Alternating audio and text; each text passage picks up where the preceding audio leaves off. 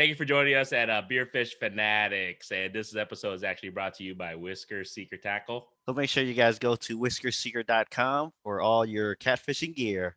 Enjoy the episode, guys.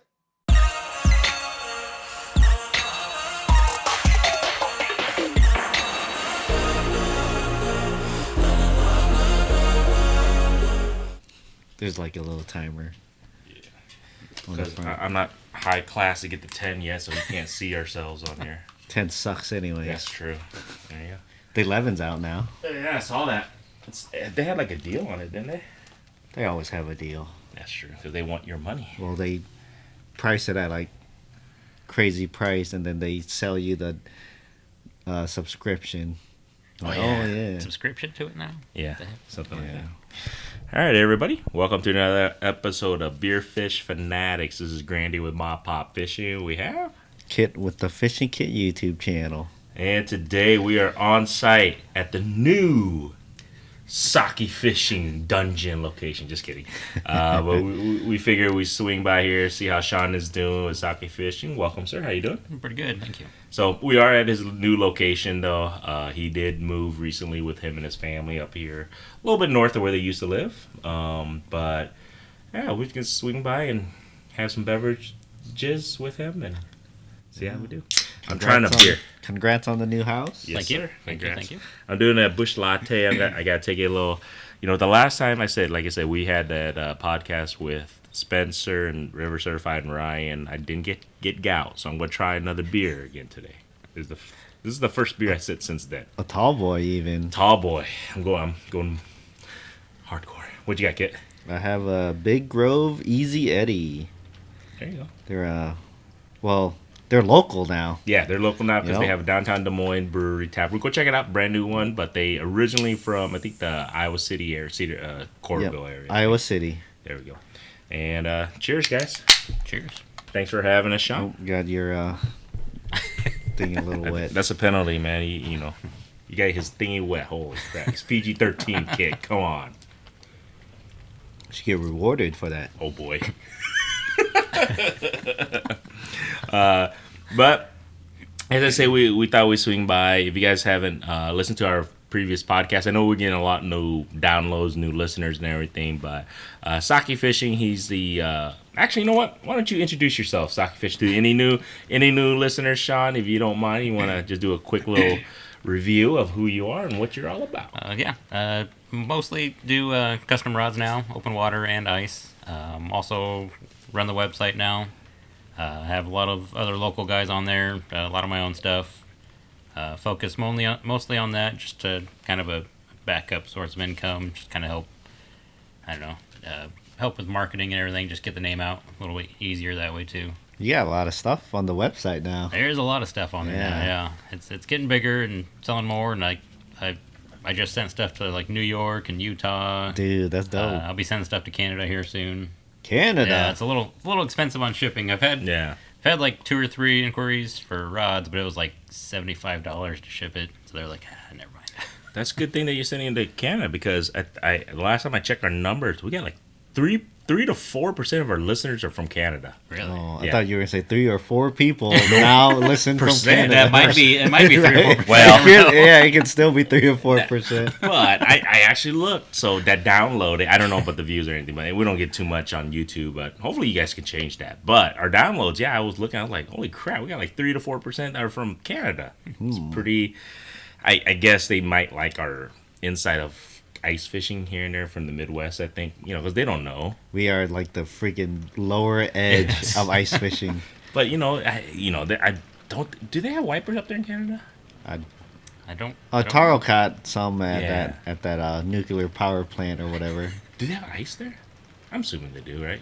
I'm pretty sure it's a warm water discharge. See, I'm wondering. So I doubt. So, well, not right at the discharge. There's probably no ice, but the lake. That might be the only other species that I don't think they have a majority to catch up there, I would assume. Is it just raining? Yeah, it's raining. Is that rain? Yeah. That's raining. There was lightning and stuff when I was driving up here. But speaking of lightning. So just changing crazy subject. We'll talk about that in a second. But I don't think they have that many wipers up there. I think that would be the only species, right, Canada, that doesn't really I don't see too much of them up there, or No. nothing. No one posting pictures or anything catching them. Everything else I think they have what we have. I don't think their fisheries are stocking that fish. So Most of them don't need to. Well, unless they really want to catch wipers, but I don't think they do. I don't know. Do you guys, Canada? Why don't you just let us know? I don't know. Would you guys want to catch wipers if they were to stock it? I don't know. I mean, I don't see why anybody would not want to catch one. True, but I wonder if we were talking about this earlier. I wonder if it affects the ecosystem. That's the only thing. I don't know. Yeah, maybe. I don't know. Maybe they're too deep into walleye fishing. That's a possibility. But yeah, speaking of lightning, if Fishing Kid doesn't, if he wants to elaborate, he's alive, guys. Because he texted me, I'm like, man, you cool, man, you alive? Obviously he texted me. I was like, okay, that's good. Because we had a storm, a couple days ago? Yeah, Saturday. So it is Tuesday right now. I almost went to go buy a boat, but I was looking at the weather. This is not a good day to go buy a boat. So Damn it. I just stayed home, was lazy, watching TV on the sofa, and it's like freaking storming like crazy outside. And then I heard the loudest crack of thunder I ever heard. And then I look outside, there's leaves falling down. I'm like, oh shit. I think the house just got struck by lightning. I go outside, make sure nothing's on fire. Checked out the roof of my house, checked out my tree. I didn't really notice anything. But then when I went back inside, my computer surprisingly I didn't lose power, but lost internet on my computer and my roommate's computer, but Wi-Fi was still working. Turns out my Ethernet ports got fried on the router, and one of my outlets has one of those GFI trip breaker things. Yep. It is still going. It's still tripping constantly. Because it's bad now. It's Yeah. probably gonna hit. Yeah. Was it the one the router was plugged into? No, Oh. it wasn't. The one that the router was plugged in is fine. Oh. But my fridge and my oven is on that same breaker, but those are working fine. But for some reason, this one outlet must have just got toast. That's what they're meant to do. Because to save you, to save whatever system that's connected to it, too. Yeah, and then my AC wasn't working. Oh, I didn't even realize because it was pretty cool over the weekend until, Sunday night, and it got pretty warm. I woke up at 3 in the morning like, man, why is it so hot? And I noticed my furnace was blowing warm air. I looked at my thermostat. Forgot the word. And I have my AC temp set pretty high, 75. But the air temp in my house was 78. I was like, uh-oh. I was like, whatever. It's 3 in the morning. I'll worry about it tomorrow. I'll just put on a fan in my room. Then before I got up to go to work, I looked outside at my AC unit. It wasn't spinning. Like, shit. Uh-oh. And then I found out I couldn't open my garage either. So I'm like freaking out. Like, shit, my garage won't open. Can't go fishing. My kayak, I have... All your stuff's in the garage, huh? Yeah, I have there's no man door. There's no windows. There's no release from the outside for my garage door. I'm like, shit, what am I going to do? So at work, I'm trying to think of how am I going to open the door. And I talked to a few guys at work, and I asked them about, trying to pry it open and squeeze through. And everybody I talked to, like, you're probably going to break something to get in there, but if that's your only option. Yeah. And then I was thinking I'm going to have to maybe drill a hole through the door and try to grab the release. I thought about doing that. And then when I got home from work, I went to go check out the breakers. I was like, one's flipped. It says AC. Okay, turn it on, went outside, AC units running. And then called one of my buddies over. He just goes downstairs. For some reason, I didn't think to flip all the breakers and flip them back. Yeah. In my head, the garage has its own breaker. And I'm thinking maybe that's what's tripped because I don't know, I just looked at the breaker and nothing else was tripped. Yeah. And he just goes there, resets flips everything, goes back, go outside, garage opens. I'm like, oh my God, why didn't I even... It's all right. Like he was, at least we know you're not an electrician. Yeah. Could be worse. I mean, I could have, what if it really was stuck closed? I'd be out a lot of cash. You would have just have to cut a brand new door into your garage. You should probably do that anyways. Yeah. Yeah. Not now, right? I You should. might as well. Just I should. make it a weekend, project. You know what? Let's just cut a door just in case. Yeah. At the very least, I know there's like a thing you put on. Basically, you drill a hole in the garage door, and you lock it in, and it allows you to release the release for the freaking thing. Good description. But anyways, if you have a garage, you know what I'm talking Yeah, about. we know. I know. At the very least, I should do that. That's funny. But yeah. Well, at least you're alive. Is your internet up and working yet? You get the modem yet or not yet? Yeah, I got the modem today. Oh, did you? So the Ethernet ports were toast because on the new modem, everything works fine. Oh, when you plugged it in? Yeah. Okay. That's good, man. It's all right. You're going to edit the next 2 podcasts now, though. I already edited the one for this week. Oh, did you? Yeah, I already Oh, did okay. it. So. Yeah, because I ordered the modem over the weekend, and the guy was telling me it'll take 2 to 3 days, and it shipped yesterday, and I got it today. There you go. That's good. Yeah, could have been a lot worse. Could have been a lot worse. Yeah, it could have been way worse. My house could have caught on fire because one of my buddies, Kevin Lovat, his house got struck by lightning and it started a fire. Oh, shit. Yeah, I remember seeing it on the news. That's no bueno. Yeah, could have been worse. I could have had like my fridge blow up or something. Oh, speaking of incidents, this guy texted us a picture of his freaking boat. We're like, holy shit, did we do that? Because so if you guys know by now, so Fishing Kid and myself, we're part of the Iowa 24 Challenge. Stay tuned. I know we keep talking about it. We're working on that, but we shout out to Sean here. He in Soccer Fishing allowed us to borrow his boat for the challenge and everything. But then after the challenge, we're done. We're just kind of whatever at home, whatever we're doing. We get a text of a picture of a tire blown. And me and Kid like, what the hell, did we do that? I think we were together at that time too when he texted that picture. Nah, I already freaking knew that this guy is messing with us. Oh, okay. But that was the first outing since we took it out, right? Yeah, I was like a mile down the road, and it blew. We were like the freaking pubic hair of tire tread away from blowing out that tire. So it probably if we would have driven that anywhere else, I'm guessing it would have happened to us, and we would have been like, what the f-? Yeah. But I'm assuming the tire, it was just kind of due, or Who knows? who knows. But anyways, you want to tell us what happened? I don't know. I mean, we're just heading down the road, and all of a sudden you hear a loud noise, and you hear like a thump, thump, thump, thump, thump. It's like, oh, it sounds like a flat tire. So I look on my side, nothing. Asked my buddy Trey, looked over, he's like, nothing on his side. It's like, it looks kind of funny, like you see like a little white spot flashing. Pull over. There's still air in the tire, but the tread flew off of it. So, and it happens. It happens to the trailer tires, and So the tread flew off, but just the a big chunk of it, probably about that big. but the tire was still inflated. Yep. So you showed us the picture. I'm like, Yeah. wait a second. The tire was still inflated, so it wasn't flat. So it was kind of crazy. Yeah, but if you keep driving on it, I guess it just blows up then. yeah. So pull over, the tire flew up, hit the fender, bent the fender up. Jeez. So pulled over, got it changed. Luckily had a spare, changed, still went fished. There you go. Did you catch anything? I caught one catfish like this big. Well, hey, That's about no it. skunk. Yeah. Did guess. Trey catch anything? No. Oh, No. poor guy. We took Ollie with us, and he didn't catch anything. Like, we were in the middle of the blow-ups. Oh, See, that's No bites. We're talking about that. Like, Top water, spoons, jigs, nothing. that's one of the worst. I caught the catfish on a blade bait. on a blade bait? What the heck? All right. Wow. Yeah, of all things, yeah. Well, like you said, though, at least you caught something, but that's kind of crazy. You're in the middle of blow-ups, and we were talking like, what the heck? You didn't catch anything. Cause And there's like 3 or 4 other boats around us, and I didn't see anybody catch one.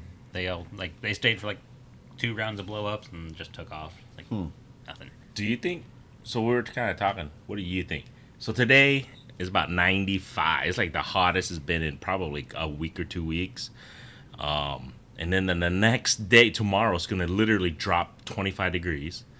And So then the 70 tomorrow? yeah, and then I think the next couple of days, I believe it's going to be in the 70s.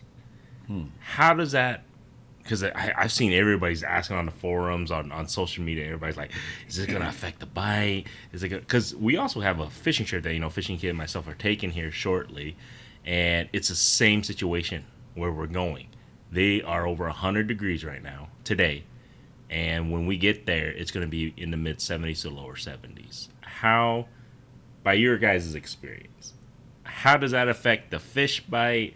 Is it going to affect the fish bite? Are we screwed? What do you guys think? I don't know. I'll let the rod builder go first. I mean, when the temperature drops, it'll definitely affect it a little bit, just because, I mean, as the temperature changes, the air pressure changes, and that's going to affect fish, affects everything. But once it mellows out, like I said, it's like 30-degree difference till tomorrow, but then the rest of the week it kind of evens out. So after a day or two, it should, the pressure should stabilize, and I think you'll be okay. So you think initially it could change the so like of the from now until tomorrow, I mean, it could be really good until it starts dropping, or it could be really good once it stops dropping. I mean, just it could be. You can never, I don't know. I can't really tell, but unless we're out there right now. Right. Like, right now, it could be going balls to the wall. It could be fire right Right. now. Because we just had a system move through it. Like we just mentioned, it was raining, but it was basically sunny when I left my house on the south side of town, and by the time I got up here, it started raining here. Yeah, I mean, it's hard to say if it's effective, if it affects it in a positive or negative way. yeah, you don't know, but it definitely affects it. I mean, everything I've like when I've fished or people I've talked to, like even they say like it. I don't know if it's positive or negative, but it does affect. I mean, it affects everything. Initially, changes. until it evens out to where whatever. I don't know if we're supposed to get rain. I think we were possibly supposed to get rain the next day or two. I know that will probably affect things a little bit too. I mean, same thing like when storm systems come in, it's going to affect the air pressure. Same way. I think you get a low pressure system coming in or high pressure. Yeah, I think going from hot to cold usually negatively affects it. Usually. From but you never know. previous experience, I mean, I agree with you. Every time I think I've got something, down, then next time it's like, okay, I know what to do, and then it's the complete opposite. Yeah, I remember. I don't know anything. There's this one time when I went out to the river. I'm like, yeah, overcast. This is gonna be the best. Go out there, don't catch a single fish. Like, usually for me, I try to avoid the nicest days to go fishing, unless I'm kayaking or something. Then it's a little bit different. But I like those days where it's overcast or kind of not the most comfortable weather to be out in. For sure. And this was one of those days. Like, it was fall. Like, man, there's overcast. It's kind of drizzly. Sounds, perfect. Get out there, get skunk fish for, I don't know, 3 hours. And it was like the wiper fall biting time. See, I was gonna take a day or two off and to go, but now it's supposed to be super windy. So there goes the kayak idea. I was gonna take that out tomorrow. That's probably out. It's gonna be about 20 to 30 miles an hour, and I ain't doing that shit. And the wind. It's gonna be cold. Well, not cold, but cold compared to today, 25 degrees. So I'm gonna find out. At least I don't know where. I'm gonna try a few spots tomorrow and see if anything bites. I'm gonna give every spot about an hour, and if nothing, I'm gonna head home. Well, I guess recently, the last time it was 90 degrees, I took my kayak out. Okay, it's only 7-8 mile per hour winds, but I knew it was gonna pick up, and there was a front moving through. When I got out there, white bass wipers freaking going crazy. Right when I get out there, I was catching fish. I mean, I was doing pretty good, and then you could literally feel the front move through because the wind picks up.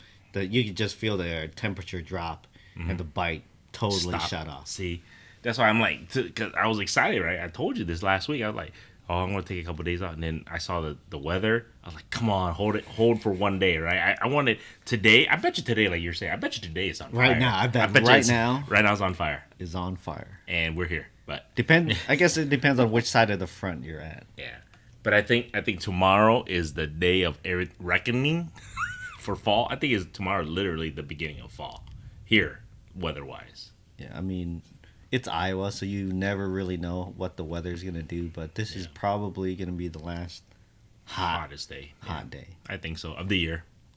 Or I'm okay with that. Yeah, I'm kind of over summer, getting ready to get into that fall bite because Yeah.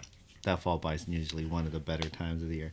And then there's less bugs. Yeah. You don't sweat your ass off. That's true. No sunburns. The only problem is it gets dark. It's getting darker Yeah. quicker. It's the only bad thing. I agree with you on that. It gets dark quicker, so you're not fishing till 9:30 p.m. with the sun still out. 9 p.m. Yeah, it's harder to get out after work Yeah. Yeah. and have daylight. I guess unless you fish into the dark. You could do that. At least, like we were talking, ice fishing coming up, so we might as well. It's all right if it gets a little bit colder. So ice fishing is coming up. It's a good thing. Well, we're like we're probably at 2 months out. I don't know. I'm still excited. I think everybody is a 3 little months. bit. 3 months. 3 months out. Well, shit. Canadians are probably pumped in about a month or two. I think they get. I think they get like a small piece of ice well before Thanksgiving. I think. I wouldn't say well before. I would say before Thanksgiving for sure. So are you ramping up rod production yet, There we or go. taking orders? Not yet. No, I'm trying to get my new workspace finished to be able to work again. Right. I got kind of a makeshift setup in the garage, but it's not ideal at all. Like I did one, and there was like dust and bugs that got into the epoxies. Like, cut it out and smooth it out and redo it, and hope nothing gets on it again. So So I just kind of gave up for now. It's like I'll just wait till I get the space finished, and then I'll go full speed then. we're talking about before we were jumping on before you got here, like what for people who are like, okay, I want to get a custom rod this year because whether they're listening to the podcast, they know about you. When would you say would be a good time to put in the orders so then you can start building it? Would you say? I'd say probably beginning of October would probably be the best time to just start thinking about it. Okay. Because it'll be well into October before I'm ready to build. Okay. But if I can get you on a list, I know what you want. I can get everything ordered, get everything set up, ready to go. So October. So Probably mid-October. Basically, Mid-October. when this podcast comes out, basically. kind almost or about a week, about 2 weeks after this podcast. Yeah, because we got. One. Oh yeah. Yeah. Because the end of September is next week, Yeah. and we got that one that me and you recorded, Yeah. and then we'll have this one. So if you guys are looking to get, I guess, sake fishing rods, reach out to Sean. Go to sakefishing.com. Reach out to Sean, and I would say after this podcast, probably 2 to 3 weeks. I would say probably reach out to Sean. Hopefully. That's what I'm shooting for anyway. So. Shooting for. Yeah. No hard dates, but. Yeah. Depends on how hard I want to work until then to get it ready to go. But I'm also thinking that once you're up and running, you guys are gonna want to get your orders in because you can get busy during the ice season. Yeah, and once I have everything set up, I'll probably have like 4 times the space I had before. So I should be able to get things done a lot faster and more efficient, and Yeah. should be a little easier, hopefully. Yeah. If you're wondering about the fish that have been caught on Sean's rod, Here we go. Go ahead. so if you go back and watch my ice fishing videos, it's pretty much all I use, other than the Whisker Seeker stuff. Shout outs to the sponsor. But I don't jig with those. I'm not, sitting in my tent jigging with the Whisker sticks. I usually use those for dead sticks or the jaw jacker. But as far as jigging up fish, yeah, I'm just using Sean's rods. They've been pretty awesome. Caught some big fish. Yeah. Yeah, you caught a lot on that. I think it's that red and black medium, right? Is that medium? Was it? Is The it carbon. Medium? Carbon. Yep. Yeah. Yeah, the carbon. So that's like, I want to say that's probably one of your favorite, if not like your go-to. Yeah. Like his rod, like every time he uses it, like this freaking bastard always catches something, and always something nice because the way the bend, you can tell, like. But in the kayak, I got a few videos of me in the kayak from early last winter. And actually, I don't even know if it was technically winter yet, but it was early December. And I was catching piles of fish on the noodle out of the kayak. Nice. So wipers, walleye, crappies, bluegills, but yeah, it did great against, especially wipers. That's Yeah. basically the kind test. of like the test. That's Well, you guys can see all my videos too. On my, like even my kids, all we use is sake rods. I have like at least I don't even know. I probably have about 5 or 6. May have a few others here and there, but um, I still get people who ask Sean. So I mean, what's the biggest benefit of having a custom ice rod? Like, this is the thing I tell a lot of people. Okay, custom open water rods, they're very expensive. Yeah. Super expensive. Now, obviously my brother-in-laws, if you guys have listened, got me into custom ice rods and everything. But I think it's a lot more affordable, number one, than the long rods for sure. It's more reasonable for yes, sure. more Yeah. reasonable. Yeah. But to an incoming person who's just getting to ice fishing or people who's been ice fishing for a long time, they just use, whatever, box store rods. But what's the biggest, I guess, draw lure would you say is for that custom ice rods? I think the biggest thing is it's more technique specific. So like, if all you fish with is tungsten jigs, and you have a stiffer rod, you're not going to feel those light bites. you're going to be bouncing that jig like crazy, and you don't even think you don't know what you're doing, but you're going to be shaking it like crazy. Where you can get a noodle rod, something made specifically for whatever weight you're using. Mm-hmm. So it's going to look better. You're going to be able to present better.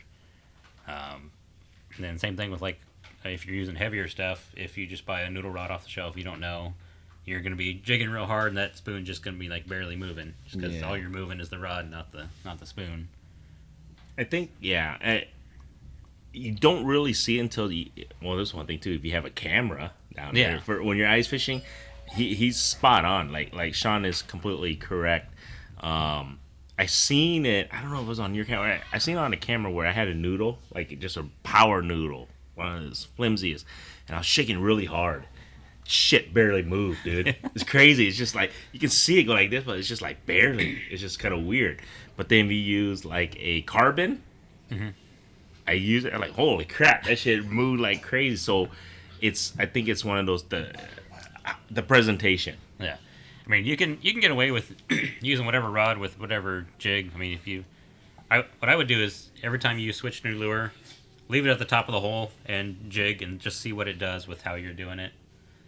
And that way you can adjust, to whatever you're doing. But once you get, technique specific, then you can, have 2 rods, one with a jig, one with a spoon.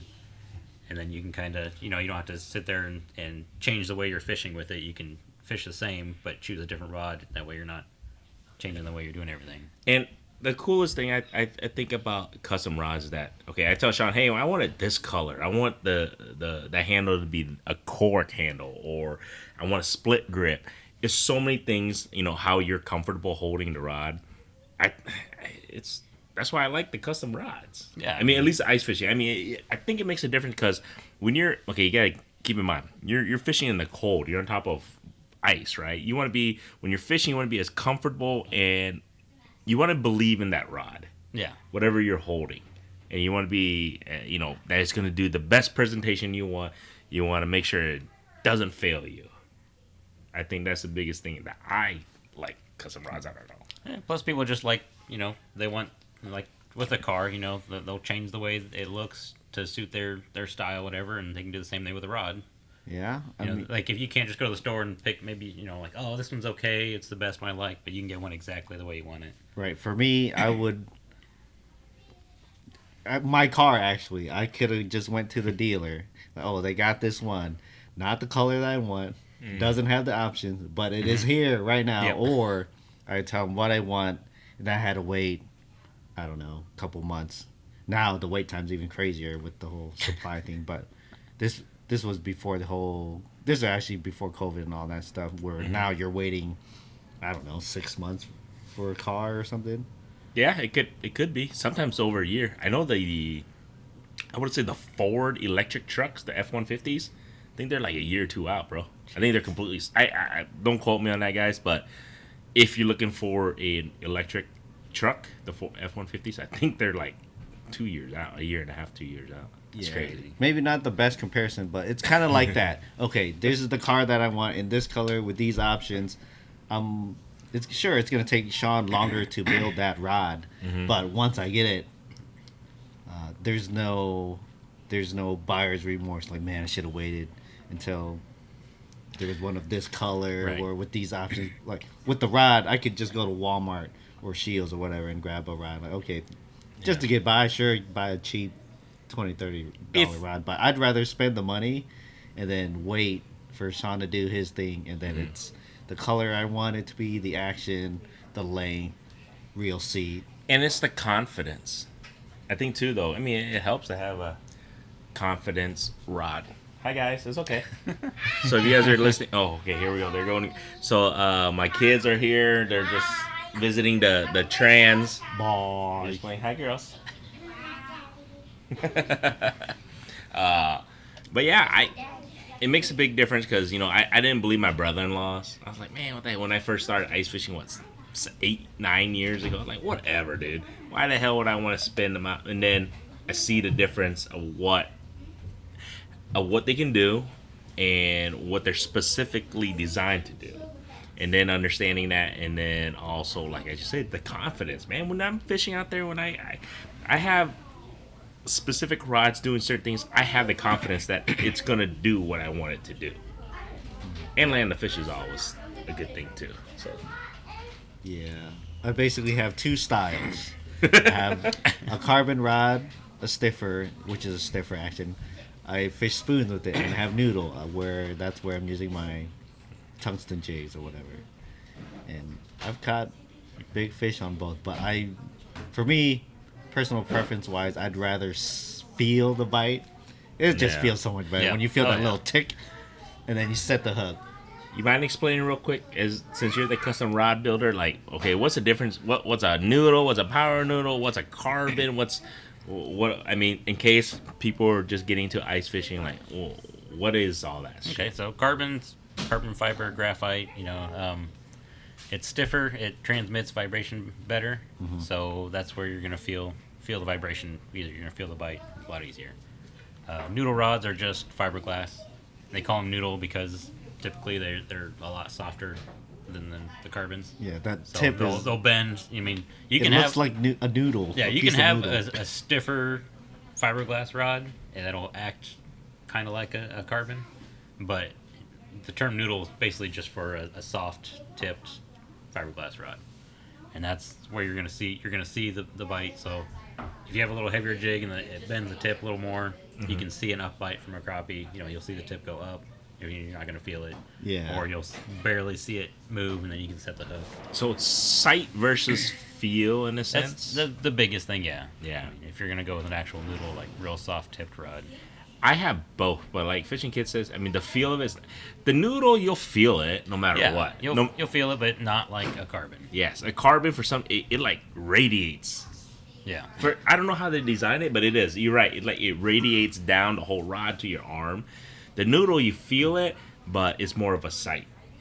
Obviously. Well, there's a lot of play. They have to freaking smoke it for you to feel it in the noodle. Yeah. But then again, it depends on how you like to fish too. I mean, if some people they like staring at the rod, where you're really gonna want a carbon if you're staring at the rod the whole time. But then the people that don't want to look at it, you probably don't want to noodle because you might miss bites. Yeah. Because you won't see it move if it's a light bite. And the crazy thing with the noodle too, on top of that, is that you can't put a heavy ass lure on it either. Like, you know what I'm saying? I tried that before when I first started ice fishing. I didn't know the damn difference. I'm like, yeah, I'm gonna be able to tech, but then every time my freaking rod's like this, it's loaded. I'm just like, okay, I think I got a little bit too much weight on this thing because I didn't know the difference when I was first ice fishing. Right? You can only use a certain amount of weight on the power noodle. Yeah, because it loads it up. Yeah. Yeah, you can use. very I mean, you easily. can use heavier if you want, but it's not gonna act the way you want it to. And Exactly. And plus, I mean, even if you catch a ton of fish on it or you use a heavyweight all the time, it's gonna put a permanent bend in it. Yeah. Just Kind of has a memory. Yeah, and that it just comes with the territory of having a real. If you want a real sensitive rod, there's gonna be drawbacks. Like it's gonna have that memory to hold that bend. It's easier to break. Yeah. If you accidentally grab it by the tip or drop it or set something down on it, it's probably gonna break. But Knock on wood, I've never broken a nice rod. I haven't either. Never? No, I haven't. I Unless I shut it through a door or a trunk, which knock on wood I haven't done. I really need a knock on wood. I've had quite a few people break them, but they've told me how they did it It was Like, not yeah, because they- of catching yeah, a fish. no, I it's bet just, you. you know, they reach back and grab the rod by the tip on accident See. and it snaps in their hand, or they get it too close to a heater and it melts the resin inside of it, and then so Oh, when they shit. set the hook, it breaks. They jam the tip into something on accident, and then So, it cracks it. which style do you prefer to fish with? If you had to pick one, Pick one. yeah. If you had to pick one, me, it's a carbon all the way. Yeah. I would say a real light carbon, because then Yeah. I can fish both. I can fish a little heavier spoon or jig.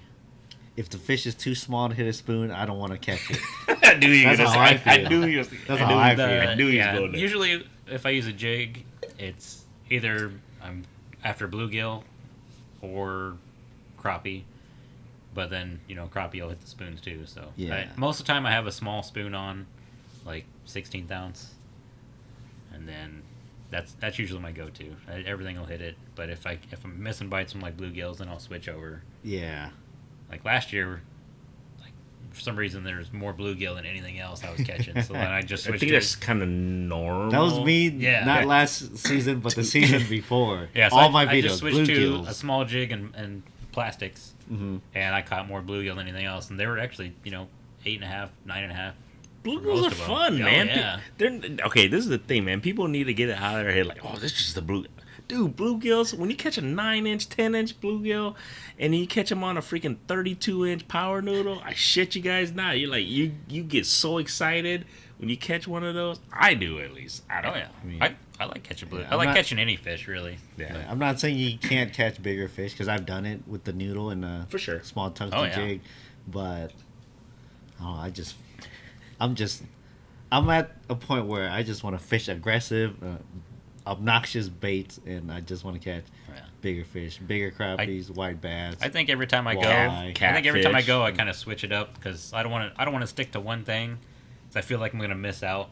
Like if I fish just a little jig all the time, I feel like I'm gonna miss that big spoon bite. Yeah, But then if I'm only fishing a big spoon, I feel like some of these fish I could finesse in, but I'm not going to because I have a big spoon down there. So Yeah. I feel like I have to keep changing it just to kind of keep myself For sure. going, kind of keep everything, like, I don't know, all my knowledge in, instead of just getting stuck on one thing. So, for people who are wondering, like, okay, I want to order a custom rod, they expect you to have it done next week. They expect you to have it the next day. Can you explain? Okay, so what's the process when you're creating a custom rod, dude? Like, how the hell? Why does it take so long? But what's the process like? If you want it done correctly to a normal ice fisherman, like, well, why can't you have it to me next week, or why can't you have it to me tomorrow? Right. I mean, if someone orders like a real basic one, it's not too bad, but just kind of really, the biggest thing is how much I have going on, either how many rods I have going or, personal life too. Mm-hmm. But if everything was going easy, just a basic rod, typically I cut the blank down to whatever length they want, glue the handle on, let that cure overnight. Next day, set up the guides, wrap it. I could get the first coat on of epoxy, and then takes 2, maybe 3. So it'd be like one coat of epoxy, let it cure the next day, do another coat, cure, and then if it needs more, just keep going that way. So I mean, technically I could have one done in like 2-3 days. That's if best you- case It's scenario. Best case scenario. That's yeah. that's on top of that he has the material that you Yep. just ordered.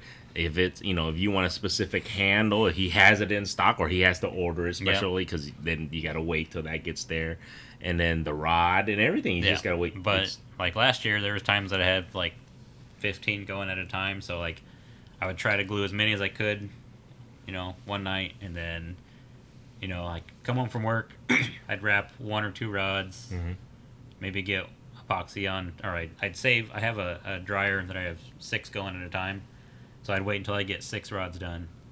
Then I could do epoxy, have them drying all at once. That way I'm not wasting epoxy and getting them done a little faster. But then just doing them in batches like that.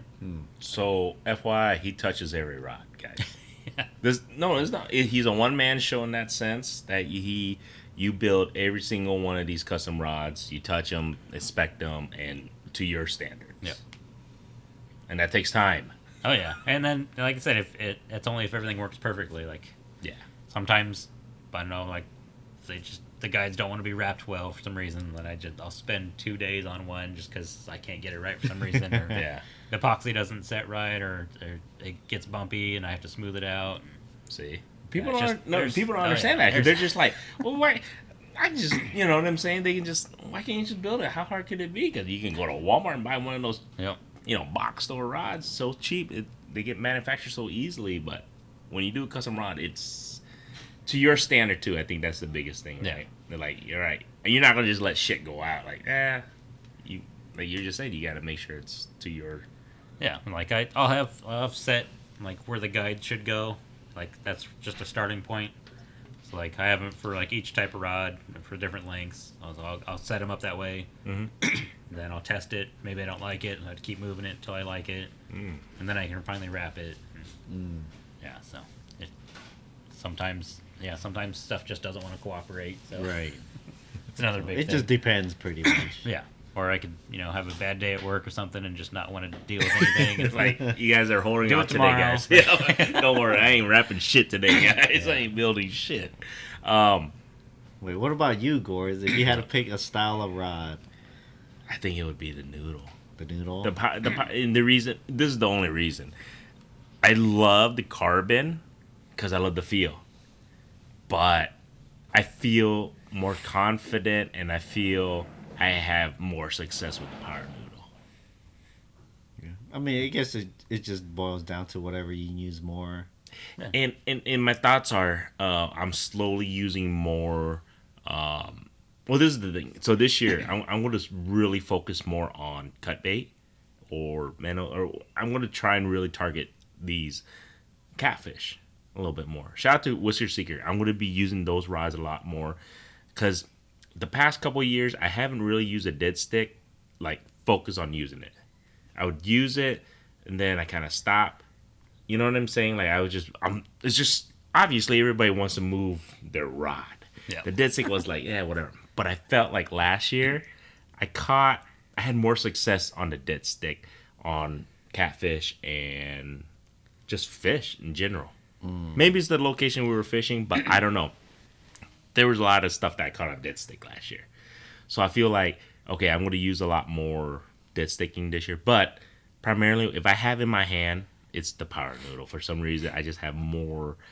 I don't know. It's a confidence thing. I think fish are just more general. They love the softer presentation, I guess. I don't know. What I will say, speaking of dead sticks, I started using a noodle for dead sticking with the minnow. Ooh. The reason why dead sticking with the noodle is so good is because a fish can come up, grab it, and they will not feel that rod. Yep. That's true. And then they can pull it down a few inches without ever feeling that rod. And The resistance.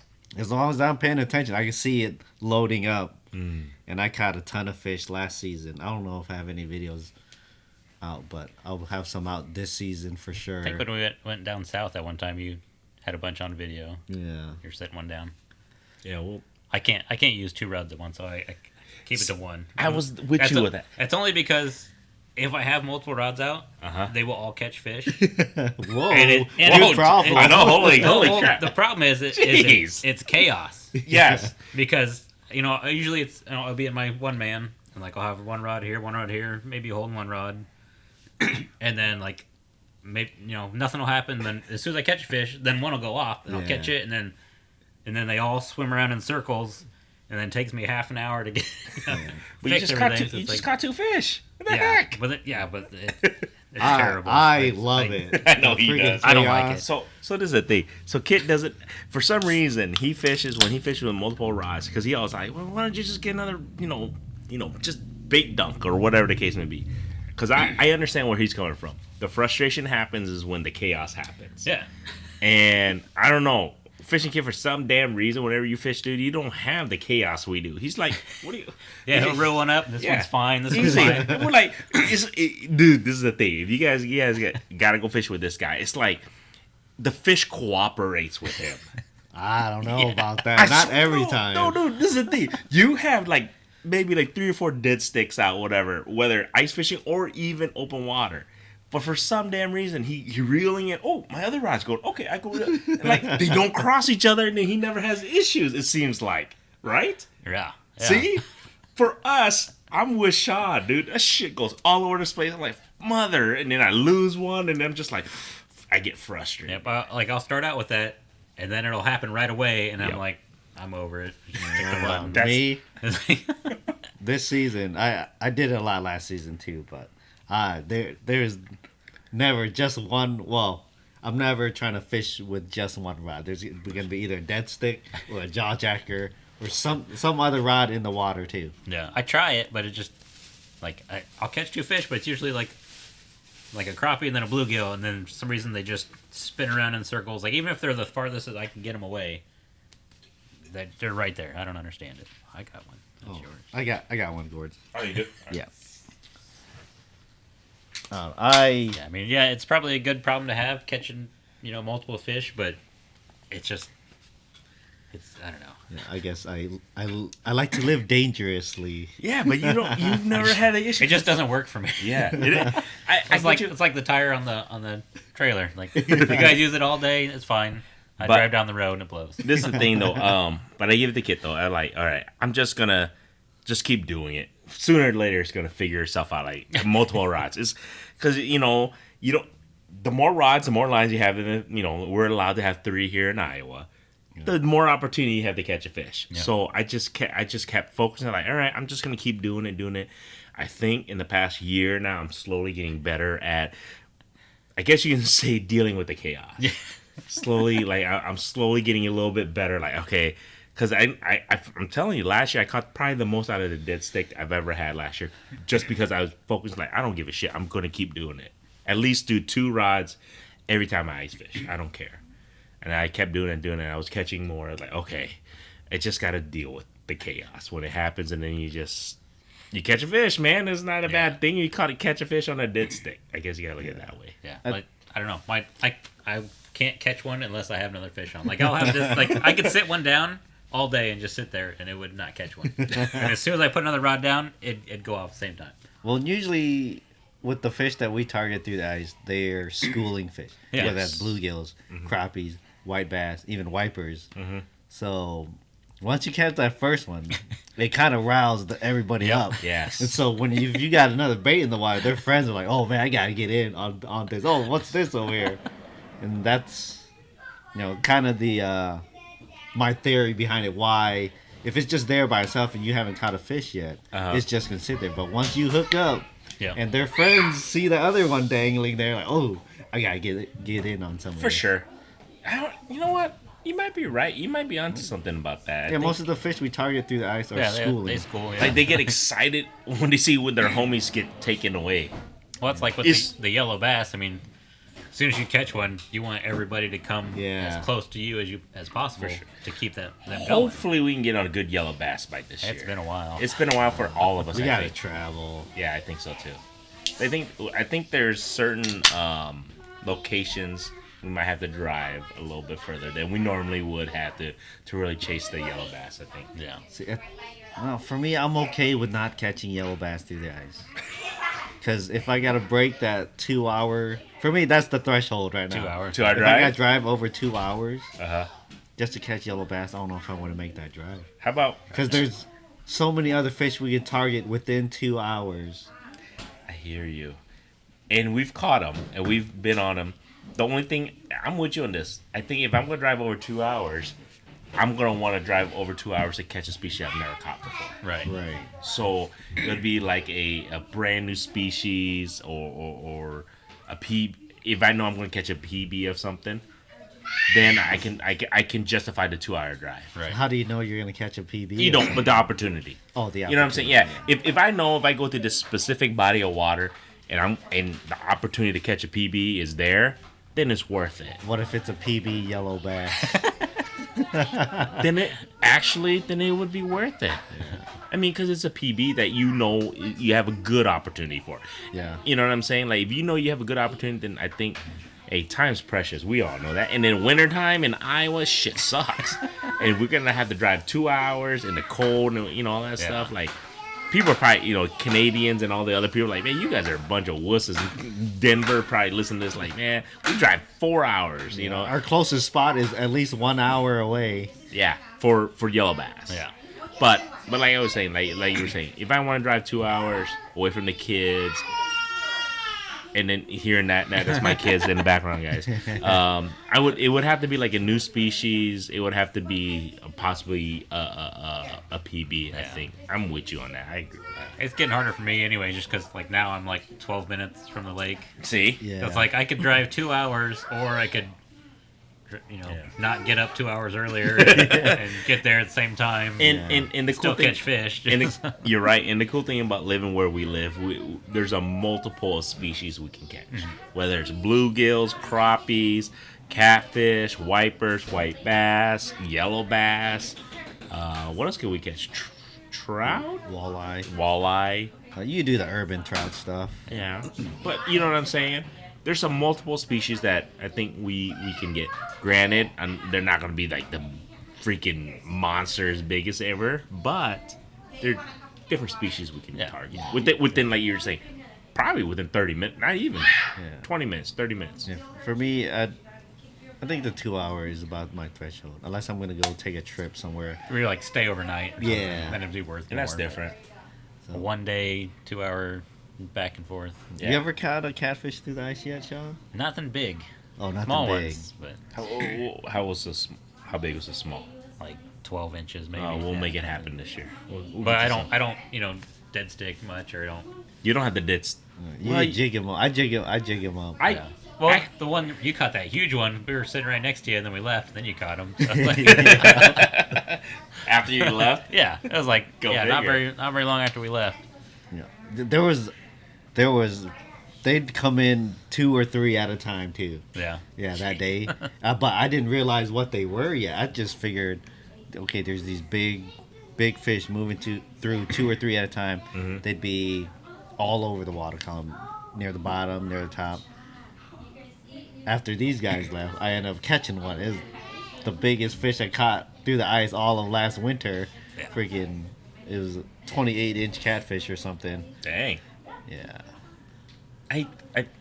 Yeah, I'm excited. The reason why, like I was telling you guys have heard previous episodes. I'm excited because of what happened last ice season. Like It was a good season. it was a last great season. season. And then I was talking to my buddy Magoo, and he's just like, he's super excited because that was his best year last ice season. Like he never caught that many amount of fish. He never caught a wiper until last year through the ice. It was like he was super excited. Yeah. Actually, I think it was. If I had to put a year, if I'd have ranked last year, it's probably my best year ice fishing. Catching fish, like through the ice, Numbers, size, yeah. species, variety, all that. I would agree with you. It was super. And the crazy thing was, actually, I caught yellow bass too. The body of water we went, they had yellow bass. I guess if we're looking at a walleye perspective, It wasn't sucked. that great. Yeah, for that me. sucked for me. I didn't catch a big walleye last year. But that's just actually the first outing we caught a few walleyes too, so it was a decent year for walleye. Maybe I should target some walleyes this year a little bit more, bigger size. Well, how do you target them? You just dead stick it on the bottom with the minnow? I guess. I don't really target them. Like I just go to the It places just I normally happens, go. right? Yeah, like It just I go, happens. like I usually just go for crappie, but then like I'll catch bluegill, and then walleye, like white bass, whatever. It's like they just randomly come in the same spots. I don't know. Yeah, I guess that's one fish I haven't really figured out through the ice. Walleye? Yeah. If I've figured out fish. Well, let me ask you. How long you been building rods now? 5, 6, 7 years? I think 2019 is when I started. So 3 years. 3 years. have you seen an increase of interest into ice fishing more and more every year, or not? I don't know. I don't know if I could say an increase in ice fishing. It's I don't know. Like every year, my sales have increased. I mean, if that's indicative of it, I don't know. But I mean, I get more orders, more sales. Even like on the website, like it's doing more every year. So I don't know if it's just because the Market. name's getting out there more, or if there's more people getting into it. I think the name getting bigger Helps. has more to do with that versus More people are getting. people getting to ice. I mean, I guess people are in general getting more into ice fishing at the same time. But right now, there's so many brands out there. See, that's what I want to. That's what I want to ask too. So, have you seen? There's a bazillion customized rods now. Yeah. Companies, businesses that I've been seeing in the past. Honestly, probably like 4 years. I've seen it just grow. Is there too much? I don't know about too much. I mean, there's probably just as many going away as there is coming in. Okay. It's like I know of a lot of people that have shut down or just stopped building completely just because I don't know, they don't have time, personal life, or what's going on. But I don't know. It's just there's always going to be more people getting into it. More. I mean, there's tons of people that just do it for fun and then they just start selling and then all of a sudden they're a business. So I mean that could be part of it. For sure. Yeah, I mean, yeah, it's good that you yourself is growing as a business, and yeah, is there anything new that you want to do that you're not doing currently? For ice fishing wise, or for Or whatever, doesn't matter. Ice okay. fishing. I want to get set up to be able to do everything. Yeah. Like I want to do plastics. I want to do airbrushing, like crankbaits, stuff like that. Like I might not be like full bore selling them, but I want the ability to be able to do everything on site. Yeah. I want to be able to do everything. Does So that you- include shirts too? Making your own shirts? No, Okay. not at all. Not at all. We'll leave that to Andrew Boyd. Yeah. Oh, shout out to Andrew. Hey, we'll tag you on this. Hey, you guys gotta go check out Boyd Creative. Shout out to Andrew. He takes care of a lot of your shirts, Yep, he does the hats too. my shirts, my hats. Yeah. Shout out to Andrew, man. Oh yeah, he does great work and he's helped out a bunch. I've known him for a long time. For sure. Yeah. Basically, if it's ice fishing and from the Midwest, or maybe just fishing in general, Yeah. outdoors stuff, doesn't even have to be fishing. He probably put his hands on it. He does everything. Like the realtor I went through, like he did shirts and stuff for them. Dude, you know, Whisker Seekers hoodies? Yep. He does That's all from theirs. Andrew, dude. Yep. So, Yeah, Amp Outdoors? Yeah, Amped Outdoors. Yeah, he I does. think he handles He a lot. does a lot. Yeah. That's cool. He's got a cool setup. Like when we did my last shirts, the Big Creek ones. Like I actually went over there and did some of them with him. Like Yeah. he taught me how to do it, and Nice. like I wouldn't want to do it all the time, but it's kind of fun learning something new. Like I like learning new stuff. But So, are you saying that would you want to have like your own shop? Is that one day or I mean, what do you think? It'd be cool eventually to like have employees basically to do the stuff for me. I mean that'd be kind of cool. Just having like I think I kind of have ADHD a little bit because I like to do so much different stuff all at once, and I think that's part of it. Like I want to do some plastics, and then I want to build some rods, and I want to build hair jigs and do this and that. And Yeah. I think that's part of it. Just I want to be able to do everything, but I don't want to like have to do everything. Right. You know what I mean? Would you want to set up, not necessarily like a storefront, but maybe an outside of not in your basement office? I don't know, man. If it got to a certain I think point. the only way to get to that point is if I had a bunch of people doing it for me. Like if gotcha. I wasn't involved, that's the only way I could see it happening. Right. So, and then it wouldn't be my stuff anymore, So I mean, I don't know. Or It's maybe kinda they weird. can take care of just certain things, like the actual selling, packaging, Yeah. shipping, all that stuff. Well, I mean, just everything just takes so much time. Like I can't build rods and do hair jigs, so like I kind of stopped doing the hair jigs. I can focus on the rods because if I'm doing hair jigs, like I'm not doing rods, Right. So People take for granted those hair ties and hair jigs how long it takes. it takes a while. Yeah. Yeah, so people Absolutely. they just like you go, like I said, you go to the box store and you just buy it, right? You don't understand when you go buy those hair ties. How long does it take you to tie a hair jig? It takes. I mean, if it's 2 to 5 minutes depending on what it is. per Yeah. each, Yeah. not And not that's- just Each And like individual. I can't like I said, maybe I have ADHD or something. Like I can't sit there at one time and just tie a bunch. Like I'll tie a couple and get bored and wander off and do something else. So I Gotta mean, do a rod. it takes me a long time. Yeah, so I don't know, but yeah, I mean, all the people that sell them and like there's some people that sell them really cheap. It's like they're not making money, so it's like I don't want to try and undercut myself to try to compete with everybody. Right. It's like I'll do what I'm good at for now, and then just kind of mess around with other stuff. How did the open water rod season do this year for you? I did a lot more than I did. I probably did more this year than all like 3 years before that. Do you like it as much as ice rods? I do. Okay. It's like I don't know, like it doesn't take that much longer, but like I can only draw one at a time. Like I don't have a big setup like I do with the ice rods. For sure. So I mean, it definitely takes me a lot longer, but it's fun. It's different. Seems a little easier to wrap than ice rods, especially the noodle ones. So. How do you even wrap the freaking flimsy tip on it? I know. I guess I've never seen it. There's a little support I have that is put on one of the stands Oh, to like help. okay. But even with that, it's difficult. Like, Yeah. like I said, Because it's like this. It's like yeah, like I'll wrap one rod and like it'll go perfect, and then I'll do the next one, and then it'll take me 30 tries for no reason. Like Oh, God. it'll slip off and fling across the room, and it's like I'll get mad and go do that would something be else. that would be frustrating. I ain't gonna lie. If you try to tie the guide on and Yeah, just, and then like I'll go back the next day and it goes on first try. Like I don't know. Like doesn't matter. Like I'll like some of them I'll super glue it in place and still won't wrap right. I don't know. It's like it's just I don't know if it's just the day or what, but Right. So yeah, we've been talking about ice fishing. Like it was good though because we're excited. It's coming up. It's coming up. It'll be here before we know it, I for agree. sure. yeah, everything I've been selling is ice fishing related lately. Ooh, So that's a good thing. That's a good thing. Especially people are ready. after this freaking heat wave I agree. Yeah, gets done, Yeah. which is going to be tonight. Yes. So, yeah. I mean, so Sake Fishing is not gonna make this trip with us like he did last time.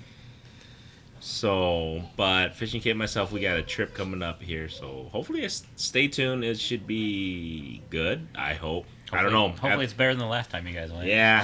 Oh, dude. It's kind It was a little rough. of. What was it? April or May? No. It was like June. That was June, June. and it was rough. It was pretty rough. We caught fish. I lost. Let's not bring it up again, man. I lost the fish of a lifetime. Let's just, I'm going to go down there and catch one, hopefully. dude. Why? I can see. I say Kid, hopefully. I can see Kid going to catch one. Look, Gorge, this is how you do it. I can see him doing Yeah, this. no too. problems. Just Yeah, coming right in. exactly. This is how you do it. This Jumps is how on you, the rocks This for is him. how you bring in a striper, Gorge. You don't tell your nephew to swim to go catch it for you. I can see him. I could actually go to that lake where that fish came from to go catch them. Oh boy. 'Cause Yeah.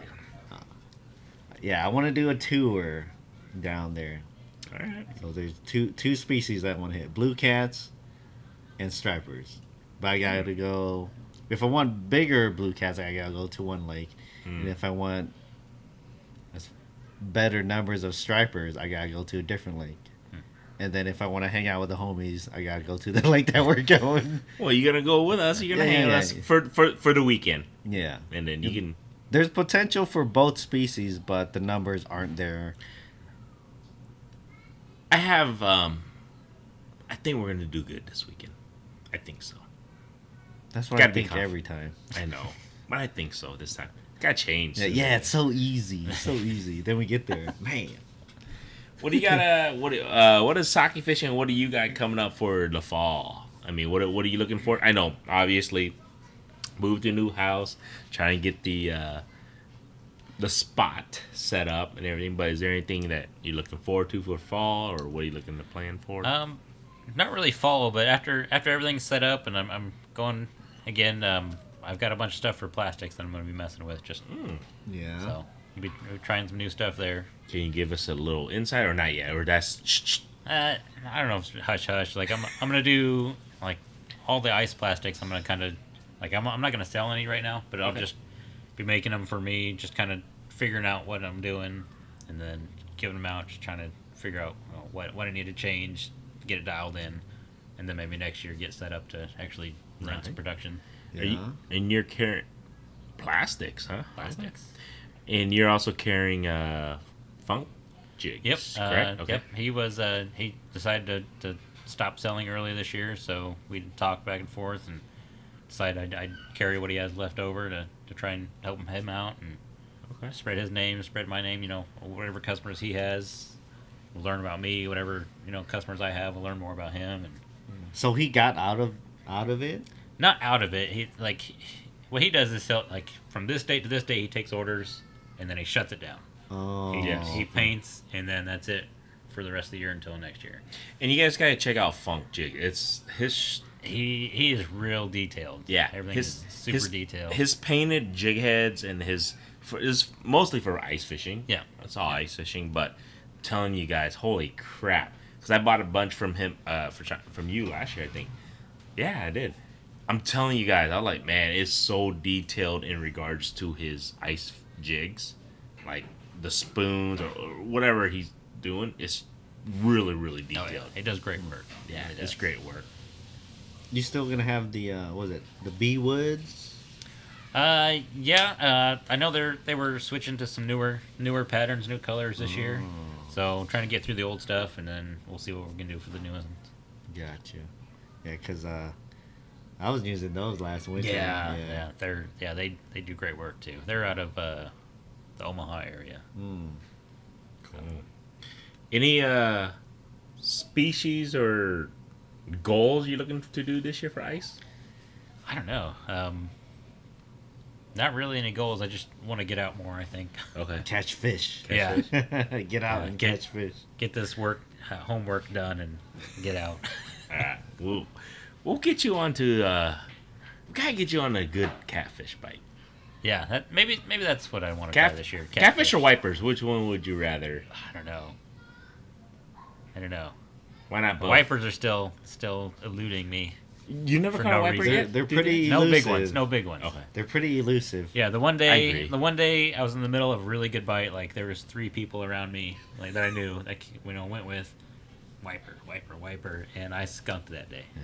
Even a hot shot like Spencer has struggled with the wipers. Don't feel so bad. Yeah. Don't feel so bad. No. I went- Shout out to you, Spencer.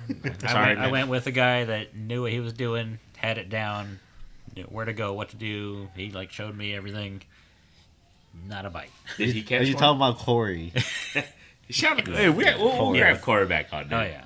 We'll grab Yep, Corey back on. he's sitting next to me. And he's like pulling up. He's like trying to be quiet, not showing everybody, but it's just like wiper, and I'm just like about to throw my rod back and just leave for the day. And Yeah, Corey's a fishing machine, man.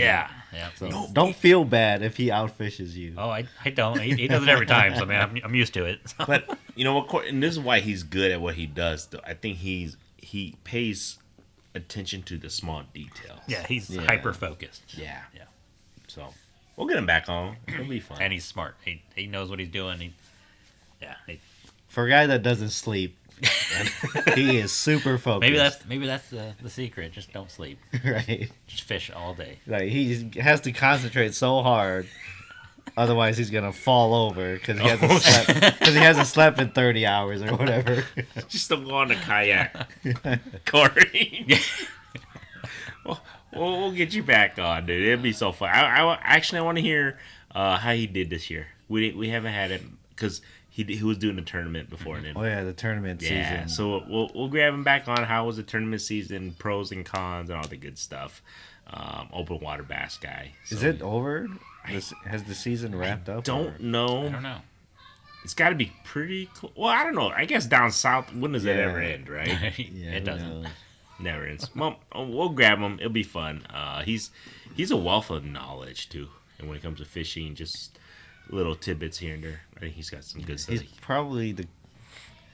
No, never mind. I guess I know quite a few bass fishermen. He's one of the cooler bass fishermen. Yeah. Here, I'll put it that way. Well, plus he's all around. I mean, Yeah, like, he is every an time all around. I go with him, he'll show me, teach me something new, and kind of like he's really good at telling you why. Yeah. Yes. This is what I'm doing. That's- This is why. That's the biggest thing is why. Not come here and fish this spot, and catch fish. It's this is why they're here. This is why I'm doing it. For sure. That way, I can go on my own and kind of reproduce the results. Hopefully. We should also grab Dan and Jose again. Is their season done? I don't know. Okay, we'll check with those guys too. We haven't had them on for I a while. don't think so because they usually post up, the end results. So. We'll grab those guys too. It'll be fun. Yeah. Talk Oh, about bass yeah, fishing. I know they're excited they're about ice season too, though. They like the ice fish. Oh yeah. I'm excited, man. Yeah. I always run into those two randomly. Do you? Yeah. I think they're on the south side too, aren't they? I meant like on the Oh, lake or no. whatever. Especially on the ice. Oh, only on the ice because I'm not bass fishing because that's all they're doing. That's all they're doing in this open water. But on the ice, I always run into them randomly. Are you gonna ever just? You should try to really bass fish. I think you'd be Why? good at it. I mean, not competitively. I'm just saying, why? They're kind of fun. They can be fun. I've caught a lot of never mind. No, let me take that back. I've caught some big bass through the ice. All right. Nah. I don't know. That's good enough, right? I guess. go out. I think I caught. It didn't get you excited catching the big bass through the It ice? is fun. I ain't gonna lie. Okay. I think I caught 2 20-inch bass through the ice last winter. All right. Yeah. Of course, 20-inch anything is gonna be fun. That's true. Oh, you know what? A fish I want to catch Huh. that you never see? A freaking drum through the ice. Have you Well, ever seen a drum? through No, the ice? I have not. Who was it? I think it might have been Trey that caught one.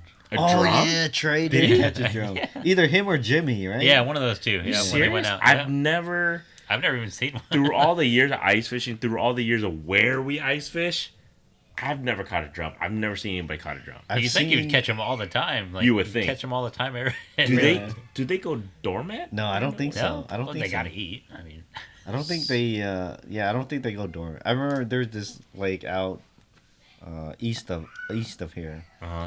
And we're going out there. This was a few years ago, maybe at least 3 years ago, and there was just drums all over the ice. So some guys, On the ice, on the ice, some guys tearing it up and just and he's pissed off. throwing them, leaving them on the ice. I'm like, that was my first time seeing drum caught through that. I didn't see him catch it, right? but obviously somebody was catching them and just throwing them on the They ice. gotta be really fun to catch. That's Especially well through the ice. because okay, we know how drums fight open water, so I'm assuming It's just something different, something new. yeah, it's a And new one. That would be a new species through the ice. I don't even know if there's videos. There might be one video that I've seen and a guy caught one drum, but there isn't a drum ice fishing video out there. Right. Let me ask you, how would you target? Let's just say, you know what? This next 2 weeks, I'm gonna go target drums for a video on your YouTube channel. How would you target it? You just gotta find the school. I think just have to go where there's a lot of drum, and you have to find the school. And you could, I'm guessing, you could probably catch a pile of them. How fun Because would this that be? guy at that lake caught a freaking pile of them. I don't understand why people hate catching them. It's like They're fun. you go like saltwater, like Florida stuff like that, and they catch reds, like they're drum. Yep, there's a bunch of drum Yeah, drum like, species. they catch a drum out there, and that's what everyone goes and targets out there. Yeah. But then you go freshwater, and everyone hates them. It's like I wouldn't say they hate I them. don't They get just it. make No, they fun hate of 'em. you. They No, hate they 'em. hate 'em. You think hate 'em. so? Oh, You think yeah. Drum is a trash fish Yeah. to most people. But they fight hard. They fight way harder than I'd say like a bass. I don't know. It depends. It depends. A lot of times they give up. They get way bigger. Oh, they get Yes. huge. Well, this is the thing. This weekend, I'm hoping we catch a double-digit drum. That'd be Oh, so dude. Yeah. sick. Yeah, I've seen. I remember one guy caught a huge drum when we went Yeah. down there last time, and it's like, Freaking my brother-in-law, he caught a double-digit. yeah, Like, like it was it was a 20. huge. I don't, like I don't close to understand why 20, people dude. hate them so much. Like, okay, maybe you think they're trash, don't eat them, but it's like they get huge. Like, if And they look super funny. So Yeah. I think it's hilarious. Every time I catch We should one. do the. Every time somebody else catches one, I know. I'm laughing my ass Yeah, off. but it's so fun catching them oh yeah, because they put up a good fight. Drums do. Sometimes. Sometimes they do. Do you don't catch that many drums, so that's why you don't know. I catch a lot of drums. They fight pretty. You could take that trophy home all you want. I'm not wanting to take it home, but I'm just saying I've caught a few amount of drums in my lifetime, and damn it, they fight pretty damn good, man. If we can see a 20-pound drum caught this weekend, I'll be glad. All right, It'll that'd be crazy. it'll be one of the highlights of the weekend for it sure. would be. Anything else, guy, for this week? We've been fun, man. We gotta. Well, I think did Huey leave? The boss lady leave? I don't know. I don't know. Oh, she did. Okay, that was Mrs. Saki. Sorry, The other boss lady. the other boss lady. So, but you got anything else, Kit, for Sean this week? I don't know, Sean, you want to give yourself a plug? Sure. Best way to check stuff out is the website. Go to kayakfishing.com. You won't see much of the rod stuff on there. That's best to contact me directly, either contact information on the website or Facebook. Well, that's where I get most of it. So. Oh, are you still planning on doing some pre-made rods? Like at Johnston Yes, Bait and Tackle, yep. have a little rack there. Yeah, I think Johnson Bait Tackle is probably the only one I'll be going into this year, just because Yeah. I'll get in kind of a late start this year. Right. But I'll try to have some on hand too, just because I get a lot of questions like, "Do you have any already made, ready to go?" I'll try to have some at least ready to go. Yeah, because some people just want it right now. Yep. Yeah. They don't care. It's like, I just want one right now. Yeah, Do you they're have not as anything? picky. Like, okay, I just wanted to do this and this. Don't care what color. Yep. Whatever. So Johnston Bait and Tackle, sakifishing.com. Yep. Anywhere else they can get your rods? Not right now. No. Okay. So hopefully that'll change. Very next year. exclusive. Yep. So reach out to Sean, guys. No. This is you only have a certain amount of time and to build rods. So make sure in 2 to 3 weeks, reach out to Sean. See if you guys are looking at anything for it. Because ice fishing, like you were guys saying, it's gonna come upon us within a couple weeks, couple months. Especially freaking Canada. I guarantee you, Canada's gonna be. Hey, we got some Canadians listening to us. So if you're looking for, you know what, you can show your Canadian fellows. What's that sake rod? They're gonna want to know. I'm just saying. Oh, here I got something else for you. So I want to get a boat. It's getting pretty dang late in the year. Yep. So how long before you put your boat away? Are you gonna like push it until Until it gets to freezing temperature. yeah? That's how far you're gonna push it. Yep. Yeah. Because that's the trouble is the water that's inside, like either in the motor or in the boat itself, like in the lines. Mm-hmm. Once it gets to freezing, that's when if it freezes in there, it expands, cracks, Right. breaks stuff. Right. That's what you don't want. So once, like probably a week before freezing temperatures start, I'll winterize the boat, get it dried out, everything, and then that'll be done with. Okay. So. Some people don't even push it that far. No, there's some people like as soon as like the fall bite ends, they're done, like just over it. Like I'll be out there in my ice suit probably on the boat. Yeah, so my GM, he doesn't fish, but he has a lake house. Of course, he's a freaking rich guy, but he's not rich if you ask him. He was going to his lake house either this weekend or the past weekend, talking about taking his boat out. I was like, oh, this might be the last nice weekend. He's like, yeah, I think I'm gonna winterize it after this weekend. But he doesn't fish, Right, so yeah. Well, that's For someone that's just a pleasure boater, like they're not gonna want to go like skiing Skiing. or tubing in 50-degree weather, So well, you gotta think of it this way. If it was like 40 or 50 degrees, and the fish are biting, you're gonna go and fish. Yeah. To them, they don't fish. They're like 40, 50 degrees. You're crazy. So That's why. I still want to get a boat, and I'm thinking All right. like, man, should I just wait till next year or should I get one now? Do it. Still got at least a month. oh yeah, you got plenty of time. You might get a good deal right now too. Yeah, a lot of people want to dump it before they have to store it. Well, Yeah. he's gonna go brand new. Aren't you? He's going brand new.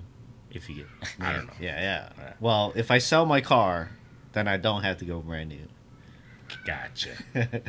Because then I have that much more cash. For sure. But if I don't sell my car, Guys, he's doing it. Don't worry about it. Next year, we're gonna do a podcast on fishing kits boat. well, I'm off next week. Uh-oh.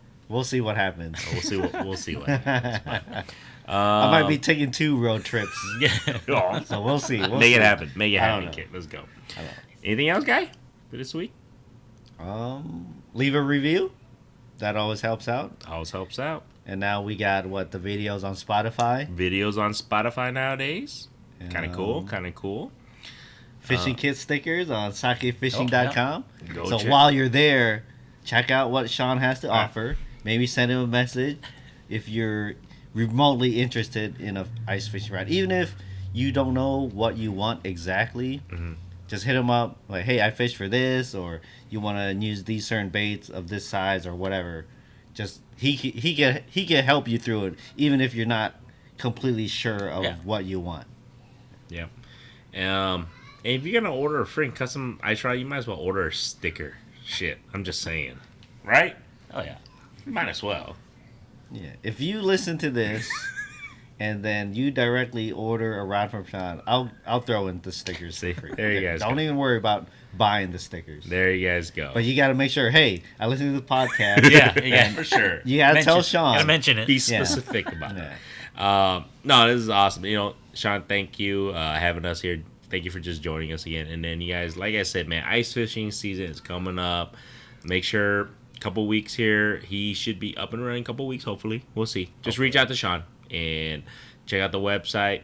Go get fishing kits, stickers. Like he was saying, share, leave a review, share the episodes. Or order ice rod, then you'll get some Fishing Kids stickers Yes, that too. as a bonus. And don't forget, you guys gotta go check out Fishing Kid's YouTube channel. Get his ass up to 3,000.